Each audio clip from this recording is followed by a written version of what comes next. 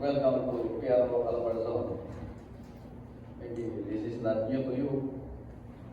You have been here, maybe some of you, you've been here 2 times, 3 times already, or pero sa inyo ang bago lang dito. Sino ang bago sa inyo dito? Bago ko kayo? Dapat inalikan niyo yung pagdulog sa harap ng Bagong salta. Bagong salta. Before I'm going to deliver my very short message to all of you, I have to tell you my condition. I've been here for 40 days. I'm a 40-day-old now. And I have only 90 days left. 90 days left in the service. 90 days na lang. Which means I will be retiring after 90 days. Less than 90 days. You are now listening to the person, a police officer, who is going to retire after 90 days. So sometimes I examine myself and I think I'm crazy because I feel different feelings the way I used to be. I was very aggressive then. Pag mayroong organized crime groups, gusto ko nandun ako sa front line fighting criminals and all. But my status now becomes more strategic, it becomes managerial. So there are things that I can see na I don't used to see it before. Maturity maybe, but in me, I can still find several mortalities, some imperfections. By the way, my family is sa likod yung family ko. Pakitas yung mga kamay niya dyan na magpakilala ko niya. My wife is there, and 2 daughters of mine. Talapakan natin yung mga very from Manila to see you. This will be very informal, no? Huwag tayo masyadong maging seryoso. And I will tell you that I'm PWD. I told you that before. That's why if you ask me questions, at least I can invoke my 20% discount. So the message is this, no? In every batch, there is a story untold. In every uniform, a life quietly unfolding beyond the world of children. Sa likod ng Chapa is not just a song, it is a journey into the unseen, a tribute to the weight carried in silence, and the battles fought far from the spotlight. Behind every operation is a beating heart. Behind every command is a sacrifice. Behind every hero is a story that deserves to be heard. Tonight, we unveil more than music. We unveil truth. We unveil humanity. We unveil the soul behind the gods. This is for those who serve without applause, political, for those without applause, mga unsung heroes, for those who stand in the line of fire, not for glory, but for country. This is sa likod ng Chapa, and this is their story. Maraming salamat po.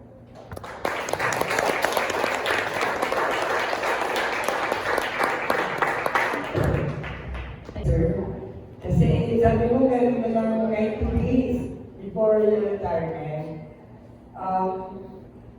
Ano yung maitutuloy mo, sir, na experience or nagawa mo bilang isang pulis na tingin mo babaunin mo habang Ulit kasi. Physically and emotionally or spiritually, dalawa. Tanto. Pero I will answer two, no? Physically, because I have many scars. Ipauli ko natin. Those are scars of victory. Noon, pag nakikita ko yung mga scars ko, diba? Nung first time I met you, I know many things about you before I met you. I speak to my coach, diba? And one total replacement, just to refresh your memory. I have an impaired ear. I have 4 spine operations, 5 ability as I mentioned.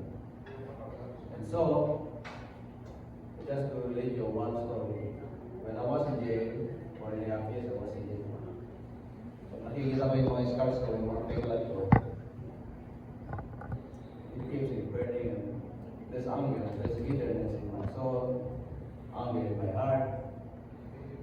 Pero my mother is a teacher, nakita ng mother ko yung scars ko sabi niya. Bakit ka, why are you always upset with those scars? Don't you know that those scars are scars of victory? And you fought them all, you promised them. And so, that will be very memorable to the Christians. Now, we go to something that is immaterial. Material things that transcend from one class to another, from one generation to another. Okay na. Ang naalala ko dyan, how we fought hard with my Kasi comrades. nagdadala ng tripod. Yung mga nakikita ko dito, they fought, they did battle, unknown to me. Kasali sila. These are the people who led in the front. Sila po, kami. Si Lloyd. Si ano?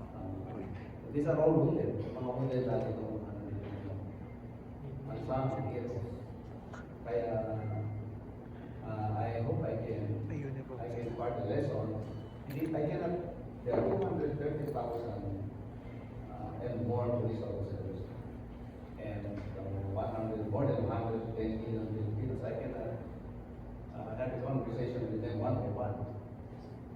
I hope that this docu-film and the MPP composed by Knowledge and a certain Eric Wire can communicate even in my absence. I will remember that, and I hope that you will remember it also. It will be in the Spotify, and hindi ko lang kung that will be accommodated sa place of somewhere. But the intention is to educate and to inform the people that it's not only about me, sa likod ng it's not only about me, it's the story of all law enforcement who try and to attempt to come up with a peaceful society, the sacrifice of life. And I hope that the sacrifices will not be paid. Maraming salamat. Thank you, Jen. Ang next question ng Senior Director, si Direk Elita. Direk, walang buwan pa lang nakakalipas simula nang pinalabas ang Senator ng Chaka. Kwentuhan mo naman kami sa dalawang international na receive ng pelikula. Last January 18 sa Dhaka International Film Festival, yung Beneath the Badge, nagkaroon siya ng shift, no? From sa likod ng Chapa to join the festival, kailangan ng subtitles sa English. So, may mga nagsasuggest yung mga kaibigan din natin na parang maraming, naging malaswak sa likod ng Chapa. Nagkataon din na kailangan na rin siyang MD sa International Film Festival. So, naging Beneath the Badge. Again, first sinubok namin sa South Africa, sa Collegial Valley, mga professors na nanood. Sabi kasi ni John Malanta, i-testing mo among sa mga academe. So, maganda naman ang review. So, nag-entry kami sa Dhaka International Film Festival. That was January 7 to 14. At nanalo ng Special Mention Award ang Beneath the Badge. And nag-join din kami, nag-submit kami. So, parang hindi namin, ngayon lang namin na-realize ni John Malanta na major award pa rin na panalo namin last March 15, no? Itong sa Worldwide Documentaries Without Borders sa US. Hindi namin na-realize na ganun pala siya kasi Outstanding Excellence Award, one of the major awards pala yun sa festival. So, ang naging kasama doon, Japan, Mexico, USA, and Philippines. So yun yung naging trajectory ni Chapa and nag-believe. And meron din kaming nomination sa Dog Only, yung sa Denmark, sa Copenhagen. Naging ano din kami nominate din kami. So, yun at first sabi nila mga natin, totoo ba ito? Sabi ko, totoo sir, ito yung superior eh. Kasi we did not expect, from the very start, we did not expect na maging pelikula ito. Hindi ba sir, nag-uusap lang kami, then ang tagi ko speaking yung documentary for News and Philippines, di ba? Lumaki ng lumaki, naabot namin yung mga festivals. So ngayon, 2 awards kami, isang nominations international. So yun yung pinaka-update ko namin. Si Sir Hansel naman may update din kasi may mga ginagawa yung last screenings, di ba? So, baka sir gusto mo i-share sa kanila saan na umabot yung proceeds ng last screening sa kanila. The process of the, well, I have to tell you that yung mga process ng docu-fair, yung mga binita ng docu-fair, we're in MOA with the foundation, more particularly the sexually molested children, because that's the intention to help them dun sa endeavors nila at least to give to alleviate pain dun sa sexually molested children. Like, every day, ganito na yun. So, the Balikala Incorporated sa Basin Davao, a decades-long refuge for survivors of sexual abuse. And we gave them, I think 300,000 na naibigay sa akin, and we'll give more. And the half of that was donated to the Davao City Police Advisory Council to complete the Indigenous Children's Library at Barangay Marillo District, a safe learning space for children in one of the city's most remote communities. Yan yung pinuntahan ng proceeds. So there will be more blood screenings. I think there will be 5 to 6 more dito sa Calabarzon bago may bigay sa kinaukulan. And the process of that will be given to the foundation sa where I mentioned. So yan po. It's a noble one. It's bigger. Hindi yan malaki kumpara doon sa mga dinanas ng mga kababayan natin dito. I hope that the gestures by itself it will inspire them. Actually, yung docu-film, the intention is to inspire people to not to be wounded, but to do the same noble acts as we did. I wrote minus all the wounds, minus all the operations. But the intention by itself, sana tulad ma-inspire yung mga ibang tao, ma-inspire yung mga policemen, lalo na yung mga junior officers to do the same.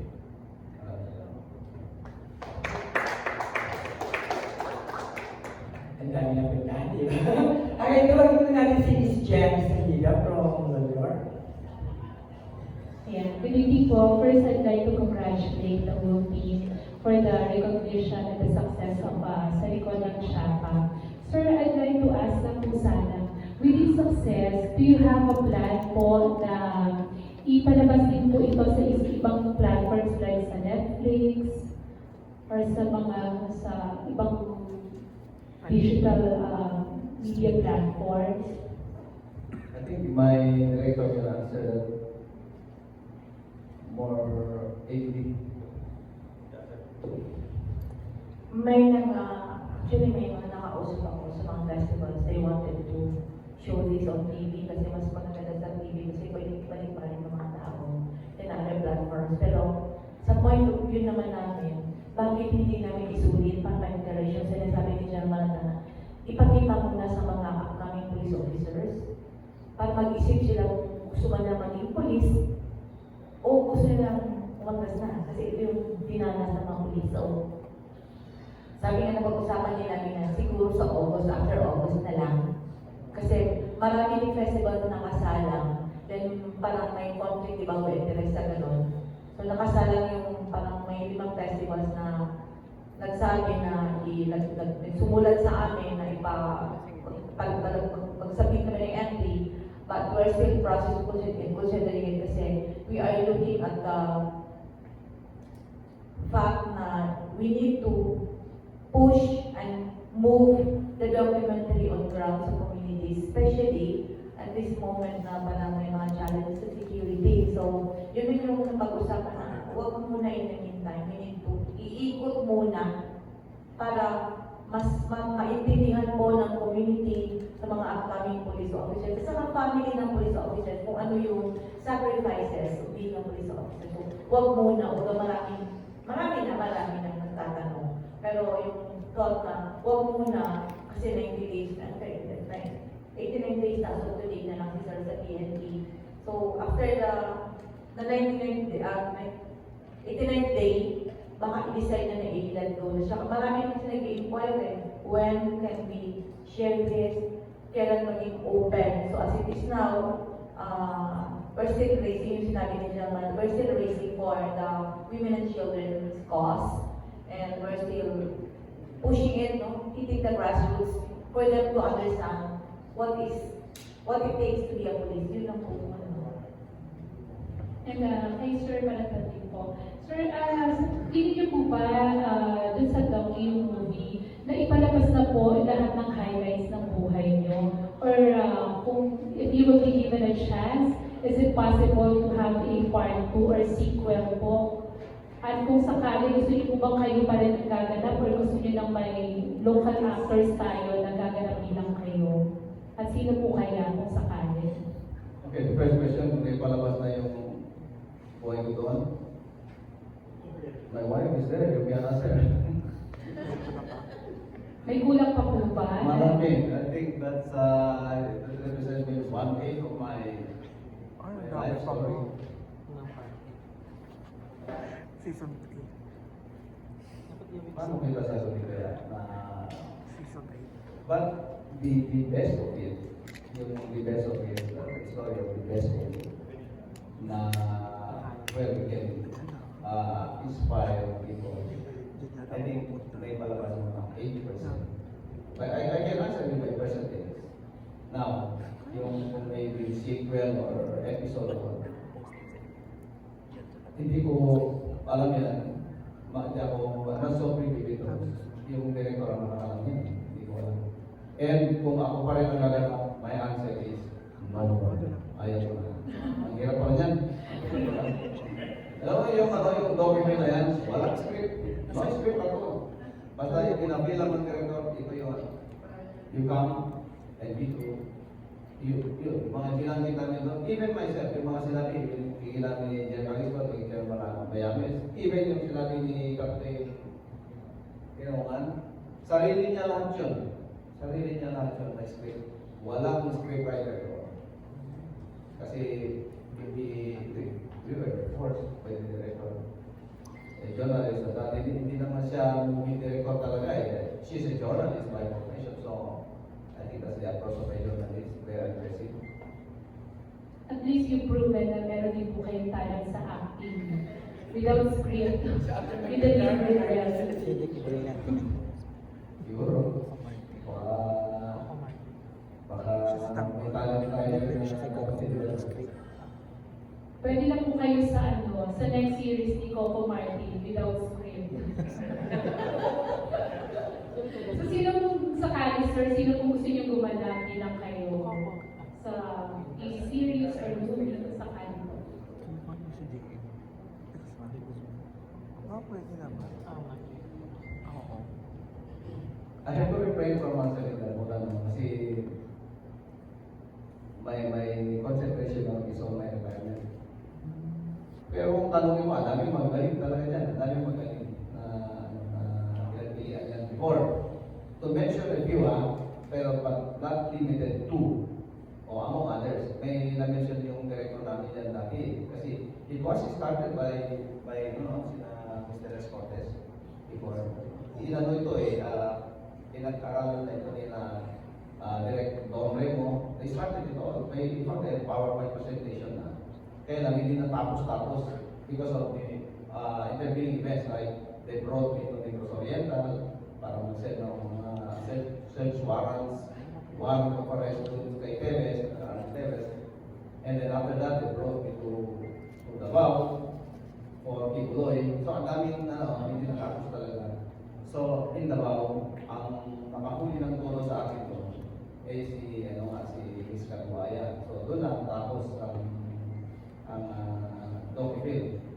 It started with the intention of a 15-minute, the most interview of who Marandan is. Kasi I landed at Davao very unpopular. Unpopular in the sense that unknown to them kung anong gagawin ko. Gagawin ko yung ginawa ko Negros Oriental. I was painted as monster at that time, so I don't have a good reputation. Well, ngayon, baka hindi pa rin naman maganda yung reputation ko, but that was the condition at the time. Kaya, ganun ang nangyari. Pero, in the persistence, kanina, I made it the word aggressive. Because of her aggressiveness, natapos yung docu-film. But, the intention of 15-minute interview, na naging 3 hours yung interview namin kasi in between questions, we became emotional. Nakaaway kami pag nag-interview.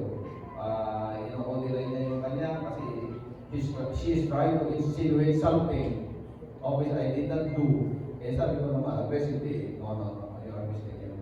You have yet to become a police officer bago mo maintindihan yung mga tanong mo sa akin ay bago mo maintindihan ang sagot ko sa iyo. I was there. I experienced pain. There are many experiences, escapades, anecdotes, and all that. Marami akong experiences sa ground na hindi mo nakita. So, she tried to dig it all. She was able to tag it all. Majority she was able to tag it all. Ito pala yung pinagagaling ng galing ng tao. So, I will mention na yung mga we conceptualize Pablo Abilino, Mr. Pablo Abilino. They conceptualize Ian Generation also, and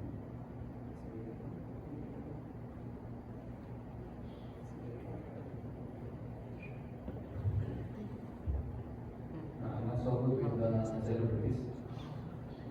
And two more. Yun yung mga iniisip nila ko. Pero, ang sabi naman ni Miss Edith, nung siya lang mawawak, they have yet to be with you for maybe 3 months pa to examine and study your mannerisms and behavior and activities. Mahirap pa yan. So they have to be with me the moment I wake up in the morning and I sleep at night. Lahat ng ginagawa ko sa office, the way I go, the way I get angry and all that. So, ang dami pa lang consideration dyan. Pag-aral ng mga artista. So, it will be very, very tedious. At sabi niya, meron akong naisip dyan para matapos na yan mga ganyan na we can do short that ikaw na. So, ako na. Gumanap kay Kevin Maranda po. Yun na nangyari. But this time, maybe in succeeding endeavors, ayaw ko na. Sila na. Mahirap po pala.